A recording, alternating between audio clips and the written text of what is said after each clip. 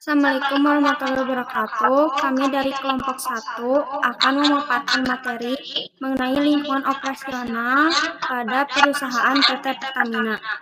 Sebelum masuk ke pemaparan, izinkan saya memperkenalkan kelompok 1 terlebih dahulu.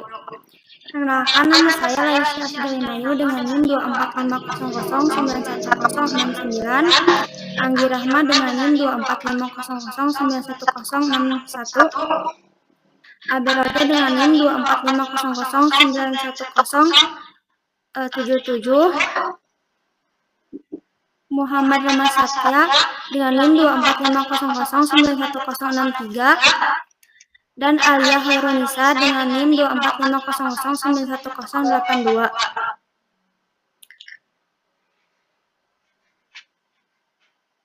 Selanjutnya, materi akan dipaparkan oleh Anggi Rahma, Aberoja, dan Muhammad Rama Satya. Untuk Anggi Rahma dipersilakan.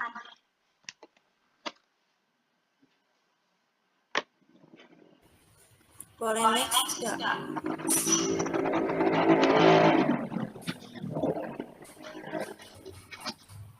Di sini aku bacain latar belakang. PT Pertamina adalah sebuah badan usaha milik negara Indonesia yang bergerak di bidang minyak dan gas. Pemerintahan Indonesia memegang mayoritas saham perusahaan ini melalui Dana Tara. Untuk menjalankan bisnis utamanya, perusahaan ini memilih 6 subholding yang masing-masing bergerak di bidang hulu kilang dan petrokimia, komersial dan perdagangan gas, listrik dan energi terbuka, dan penggalapan. Selain itu, melalui anak-anak usahanya yang lain, perusahaan ini juga berbisnis di bidang asuransi, pelayanan kesehatan, penerbangan, dan pengembangan properti. PT Pertamina didirikan pada 10 Desember 1954 dengan nama PT Eksploitasi Tambang Minyak Sumatera Utara. Kemudian pada tahun 1968 perusahaan ini berubah nama menjadi PN Pertambangan Minyak Gas dan Bumi Negara.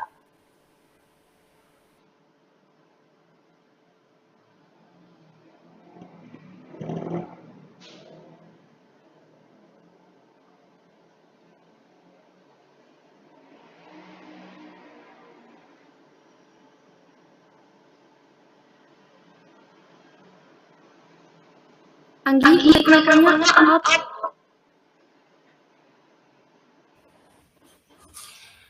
Analisis lingkungan internal, kekuatan infrastruktur hilir yang sudah terintegrasi dari ladang minyak, kilang, hingga SPBU memberi keunggulan skala, ditambah lagi dukungan pemerintah sebagai pemegang saham mayoritas membuat akses pembiayaan dan proyek strategi lebih mudah didapat.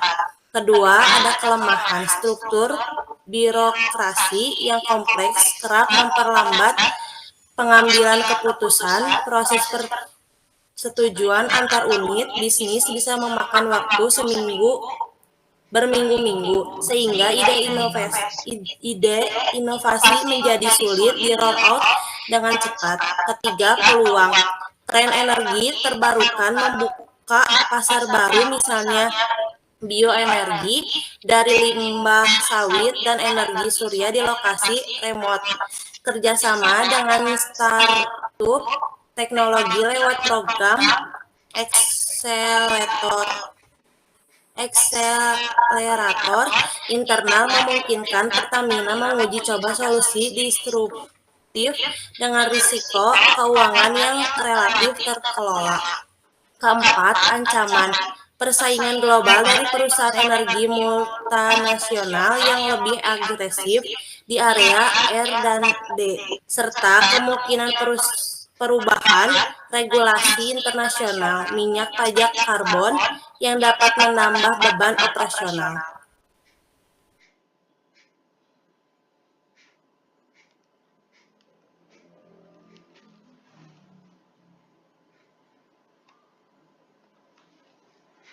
Selanjutnya, analisis lingkungan eksternal. Yang pertama dari politik. Kebijakan pemerintah terkait harga BBM dan subsidi memiliki dampak langsung pada arus kas Pertamina. Misalnya, ketika subsidi BBM dinaikkan, margin usaha Pertamina bisa menurun, sehingga perusahaan perlu menyesuaikan alokasi anggaran dan mencari efisiensi operasional. Di sisi lain, dukungan pemerintah dalam bentuk intensif fiskal untuk proyek energi baru terbarukan menjadi peluang bagi Pertamina memperluas portofolionya. Yang kedua, ekonomi. Fluktuasi harga minyak dunia dipengaruhi geopolitik dan pemerintah global, membuat perencanaan investasi jangka menengah menjadi menantang. Untuk mengelola risiko ini, pemerintah kerap menggunakan kontrak hedging dan memperkuat cadangan likuiditas. Nilai tukar rupiah terhadap dolar AS juga mempengaruhi biaya impor peralatan. Oleh karena itu, manajemen keuangan perusahaan merancang strategi lindung nilai hedging untuk menekan efek volatilitas kurs. Yang ketiga, sosial. Masyarakat zaman now semakin peduli pada isu lingkungan dan keselamatan kerja. Permintaan produk yang ramah lingkungan mendorong Pertamina memperkenalkan BBM dengan emisi lebih rendah dan memperluas program CSR. Misalnya pelatihan masyarakat sekitar kilang untuk menjadi kualitas udara dan air. Yang kelima, lingkungan.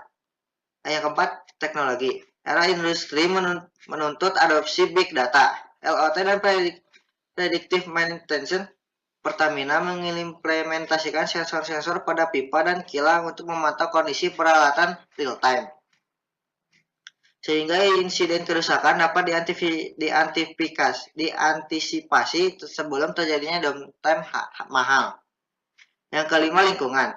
Tekanan global untuk menurunkan emisi gas rumah kaca membuat Pertamina berinvestasi dalam teknologi penangkap dan penyimpanan karbon, serta pengelolaan limbah yang lebih efisien. Hal ini tak sekedar memenuhi regulasi, tetapi juga memperkuat reputasi perusahaan sebagai BUMN bertanggung jawab lingkungan.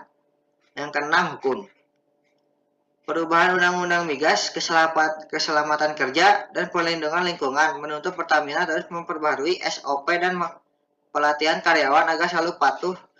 Kegagalan dipatuhi bisa berujung denda besar atau pencabutan izin operasi.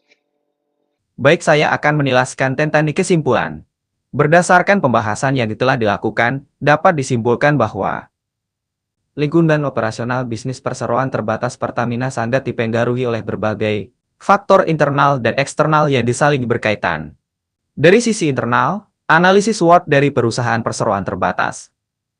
Pertamina menjadi kunci dalam meningkatkan efisiensi dan daya saing perusahaan. Transformasi Pertamina ke dalam struktur subholding menunjukkan upaya strategis untuk menyesuaikan diri terhadap dinamika bisnis yang semakin kompleks. Sementara itu, dari sisi eksternal, Pertamina dihadapkan pada tantangan besar yaitu berasal dari kondisi politik nasional, fluktuasi ekonomi global, tekanan lingkungan, dan kemajuan teknologi, perubahan kebijakan pemerintah dan tuntutan terhadap energi bersih menjadi faktor eksternal paling dominan yang mempengaruhi arah strategis perusahaan. Analisis Pestel menunjukkan bahwa Pertamina harus terus mengelola faktor-faktor eksternal tersebut agar tetap relevan dan berkelanjutan di tengah transisi energi. Secara umum, pemahamannya di mendalam tentang lingkungan operasional sangat penting bagi Pertamina dalam menyusun kebijakan, mengantisipasi risiko, dan memanfaatkan peluang. Kekuatan internal harus terus diperkuat untuk menjawab tantangan eksternal yang bersifat dinamis.